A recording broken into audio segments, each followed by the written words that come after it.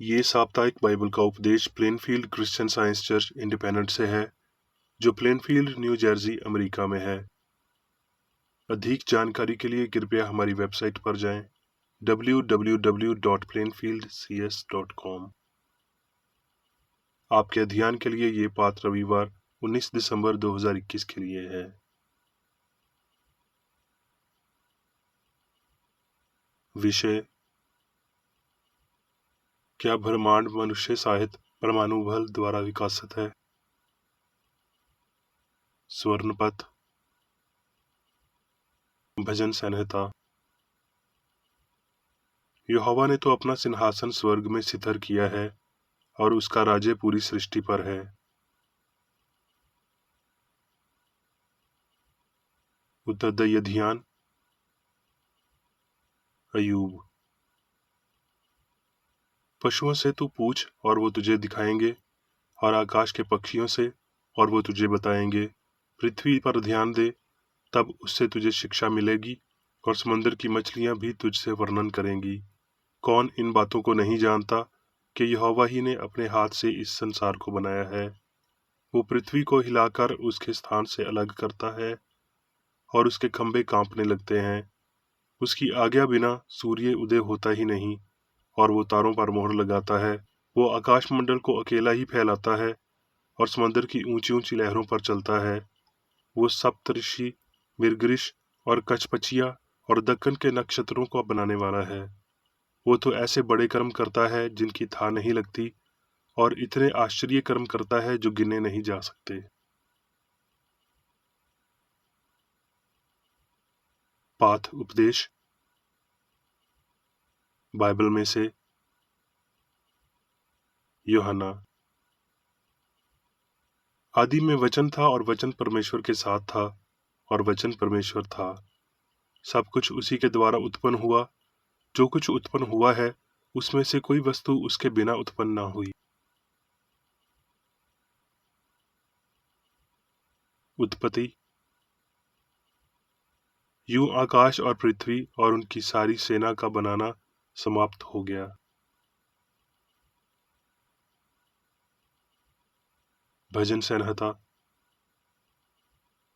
हे मेरे मन, तू यहोवा को धन्य कह। हे मेरे परमेश्वर यहोवा, तू अत्यंत महान है। तू विभाव और ऐश्वर्य का वस्त्र पहने हुए है, जो उजियाले को चादर के नियन ओढ़े रहता है और आकाश को तंबू के समान ताने रहता है। तूने पृथ्वी को उसकी नींव पर स्थिर किया है, ताकि वो कभी ना डगमगाए। उसने नियुक्त समयों के लिए चंद्रमा को बनाया है। सूर्य अपने अस्त होने का समय जानता है। फिर तू अपनी ओर से सांस भेजता है और वो सिरजे जाते हैं, और तू धरती को नया कर देता है। राज्य। उन दिनों में हिजकिय्याह ऐसा रोगी हुआ कि मरने पर था, और आमोस के पुत्र यशायाह भविष्य अद्विक्ता ने उसके पास जाकर कहा, यहोवा यूं कहता है, अपने घराने के विषय जो आज्ञा देनी हो वो दे, क्योंकि तू नहीं बचेगा, मर जाएगा। तब उसने भीत की ओर मुंह फेरा और यहोवा से प्रार्थना करके कहा, हे यहोवा, मैं विनती करता हूँ, स्मरण कर कि मैं सच्चाई और खरे मन से अपने आप को तेरे सामुख जानकर चलता आया हूँ, और जो तुझे अच्छा लगता है वही मैं करता आया हूँ। तब हिजकिय्याह बिलक बिलक कर रोया, और ऐसा हुआ कि यशायाह नगर के बीच तक जाने भी न पाया था कि यहोवा का ये वचन उसके पास पहुंचा कि लौटकर मेरी प्रजा के प्रधान हिजकिय्याह से कह कि तेरे मूल अपुरुष दाऊद का परमेश्वर यहोवा यूं कहता है कि मैंने तेरी प्रार्थना सुनी और तेरे आंसू देखे हैं। देख, मैं तुझे ठीक करता हूँ, और मैं तेरी आयु 15 वर्ष और बढ़ा दूंगा। हिजकिय्याह ने यशायाह से पूछा, यहोवा जो मुझे ठीक करेगा, इसका क्या चिन्ह होगा? यशायाह ने कहा, यहोवा जो अपने कहे हुए वचन को पूरा करेगा, इस बात का यहोवा की ओर से तेरे लिए ये चिन्ह होगा, धूप घड़ी की छाया 10 अंश आगे बढ़ जाएगी, वो 10 अंश घट जाएगी। हिजकिय्याह ने कहा, छाया का 10 अंश आगे बढ़ना तो हल्की बात है, इसलिए ऐसा हो कि छाया 10 अंश पीछे लौट जाए। तब यशायाह भविष्यद्वक्ता ने यहोवा को पुकारा, और हिजकिय्याह की धूप घड़ी की छाया जो 10 अंश ढल चुकी थी, यहोवा ने उसको पीछे की ओर लौटा दिया। अयूब, क्या ईश्वर स्वर्ग के ऊंचे स्थान में नहीं है?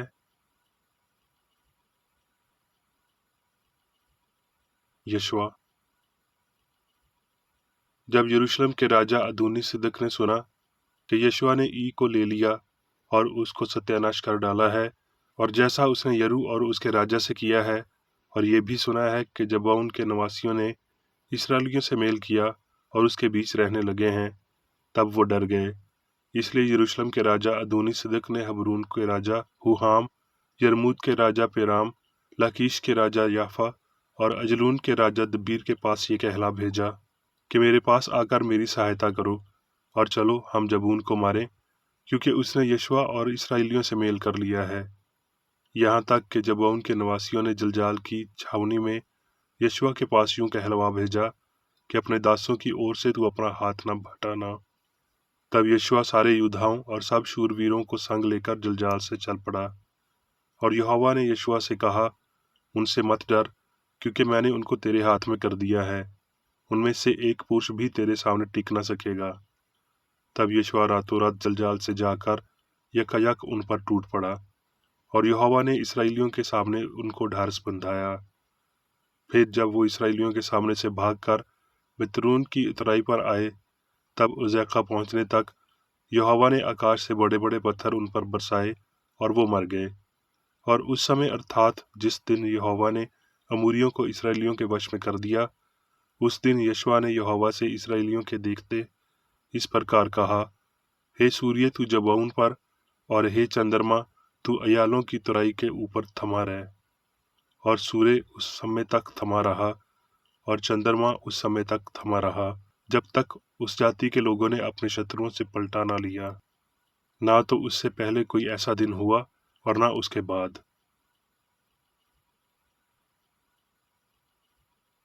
भजन संहिता।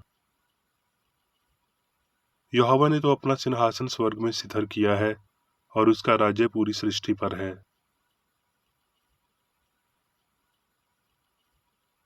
अयूब, वो उत्तर दिशा को निर्धार फैलाए रहता है, और बिना टेक पृथ्वी को लटकाए रहता है। वो जल को अपनी काली घटाओं में बांध रखता, और बादल उसके बोझ से नहीं बढ़ता। वो अपने सिंहासन के सामने बादल फैलाकर उसको छुपाए रखता है। उजियाले और अंधियारे के बीच जहाँ सिवाना बंधा है, वहां तक उसने जल नदी का सिवान ठहरा रखा है। उसकी झुड़की से आकाश के खंभे थरथराकर चिकत होते हैं। वो अपने बल से समंदर को उछालता, और अपनी बुद्धि से घमंड को छेद देता है। उसके पराक्रम के गर्जने का भेद कौन समझ सकता है?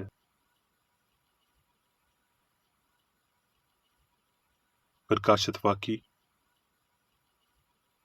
फिर मैंने एक बड़ा सफेद सिंहासन और उसको जो उस पर बैठा हुआ था देखा, जिसके सामने से पृथ्वी और आकाश भाग गए।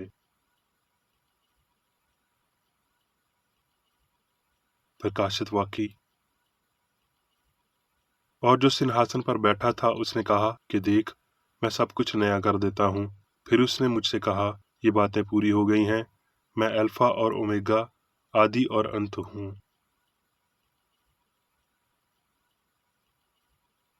अब मैं मेरी बेकरेडी द्वारा क्रिश्चियन साइंस की किताब विज्ञान और स्वस्थ शास्त्रों की कुंजी के साथ के साहस संबंधी अंश पढ़ूंगा। विज्ञान और स्वस्थ। आध्यात्मिक विकास अकेले ईश्वरीय शक्ति के व्यायाम के योग्य है।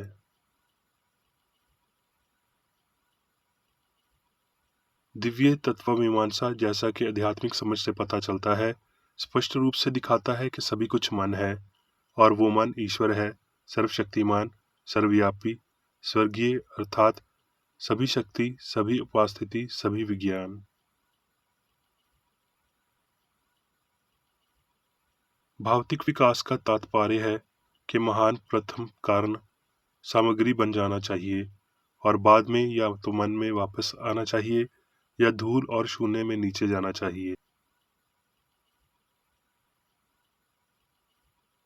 मनुष्य की उत्पत्ति की खोज करना, जो कि ईश्वर का प्रतिबिंब है, ईश्वर की उत्पत्ति, स्वयं अस्तित्व और शाश्वत की खोज करने जैसा है। केवल नपुंसक त्रुटि ही आत्मा को पदार्थ के साथ, अच्छाई को बुराई के साथ, अमरता को मृत्यु डर के साथ एकजुट करने की कोशिश करेगी और इस नकली एकता को मनुष्य कहेगी। जैसे कि मनुष्य मन और पदार्थ दोनों की संतान थे, देवता और मानवता दोनों की सृष्टि आध्यात्मिक आधार पर टिकी हुई है।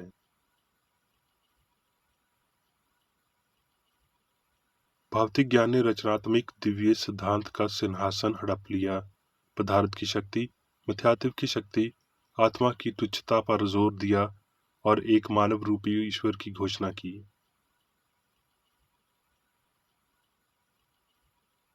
भौतिक इंद्रियां और मानव अभिधारणाएं आध्यात्मिक विचारों को भौतिक विश्वासों में अनुवादित करेंगी और कहेंगी कि मानव सिद्धांत अनंत सिद्धांत की बजाय ईश्वर, दूसरे शब्दों में दिव्य प्रेम बारिश का जानिक है, जो ओस की बूंदों की भीख मांगता है, जो अपने मौसम में मिजाज अरूद को आगे लाता है और अपने बेटों के साथ आरकातुरास का मार्गदर्शन कराता है।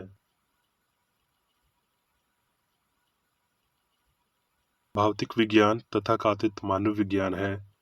नश्वर मन का एक नियम, एक अंधविश्वास, एक सैमसन अपनी ताकत का खफान है।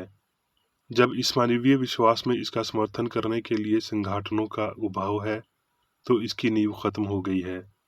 ना तो नैतिक शक्ति, आध्यात्मिक आधार और ना ही स्वयं का पवित्र सिद्धांत होने के कारण ये विश्वास कारण के लिए गलतियां करता है और पदार्थ में जीवन और बुद्धि की खोज करता है।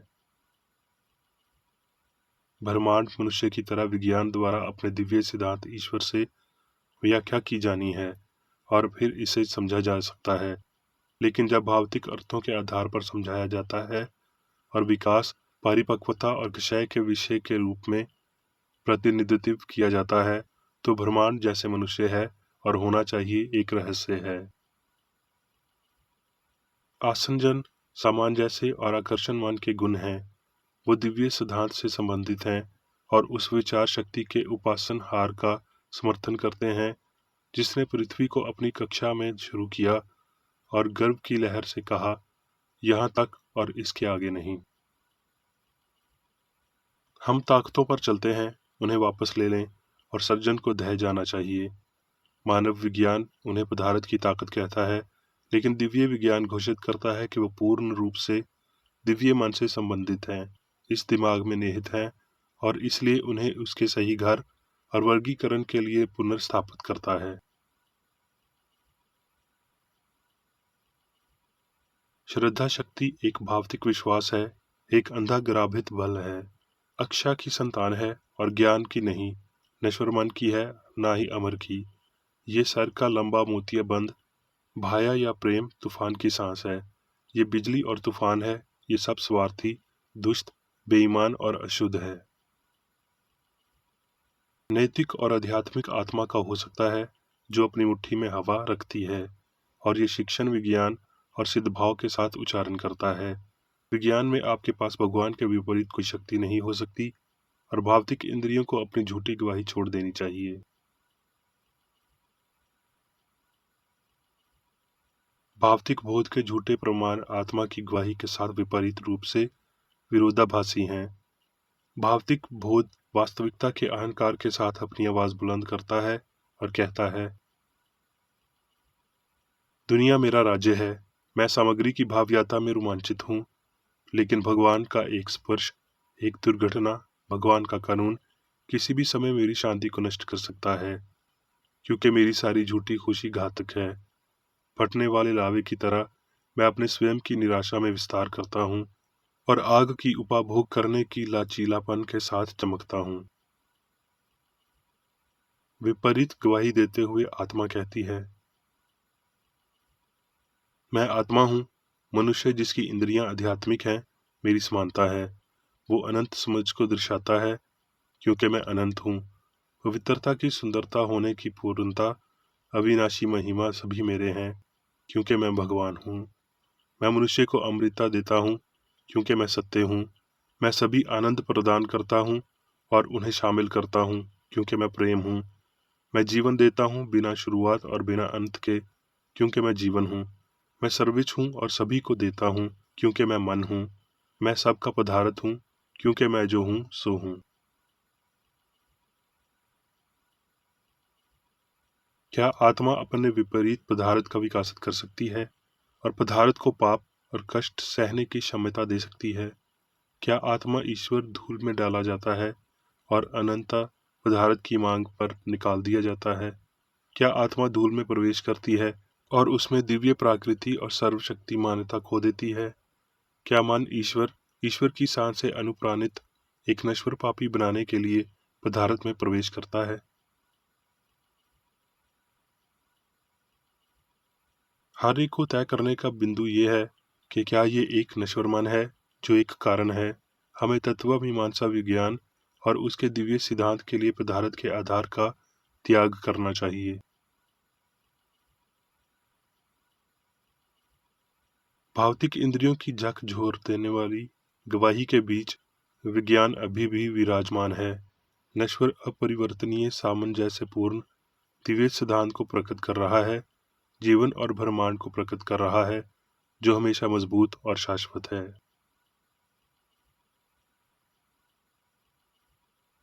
अथाह मन प्राकृत होता है, अनंत प्रेम की गहराई, चौड़ाई, ऊंचाई, पराक्रम, ईश्वरीय और महिमा सारे स्थान को भर देती है। वो पर्याप्त है। यहाँ ये जोरदार घोषणा है कि ईश्वर सब कुछ मन से बनाता है, पदार्थ के माध्यम से नहीं। ईश्वर अनंत है, इसलिए हमेशा मौजूद है और कोई अनय शक्ति या उपस्थिति नहीं है। इसलिए ब्रह्मांड की आध्यात्मिकता ही सृष्टि का एकमात्र तथ्य है।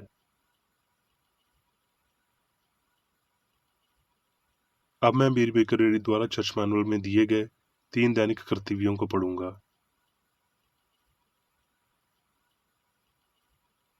दैनिक प्रार्थना।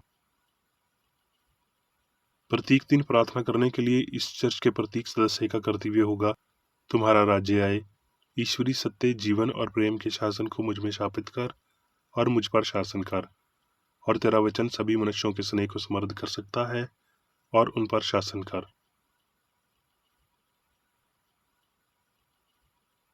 आदेशों और कर्तव्यों के लिए एक नियम। ना तो दुश्मनी और न व्यक्तिगत लगाव मदर चर्च के सदस्यों के आदेशों और कर्तव्यों पर लागू करना चाहिए। विज्ञान में दिव्य प्रेम ही मनुष्य को नियंत्रित करता है और एक क्रिश्चियन विज्ञानी प्यार की मीठी सुविधाओं को दर्शाता है। प्यार में डांटने पर, सच्चा भाईचारा, परोपकार और क्षमा में। इस चर्च के सदस्यों को प्रतिदिन ध्यान रखना चाहिए और सभी बुराई दूर करने, भविष्यवाणी, न्याय करने, निंदा करने, परामर्श देने, प्रभावित करने या गलत तरीके से प्रभावित होने से बचने के लिए प्रार्थना करनी चाहिए। कर्तव्य के प्रति सतर्कता। इस चर्च के प्रत्येक सदस्य का यह कर्तव्य होगा कि वो प्रतिदिन आक्रामक मानसिक सुझाव से बचाव करे और भूलकर भी ईश्वर, नेता और मानव जाति के प्रति अपनी कर्तव्य की उपेक्षा नहीं करनी चाहिए। उनके कामों से उन्हें आंका जाएगा और वो उचित या निंदनीय होगा।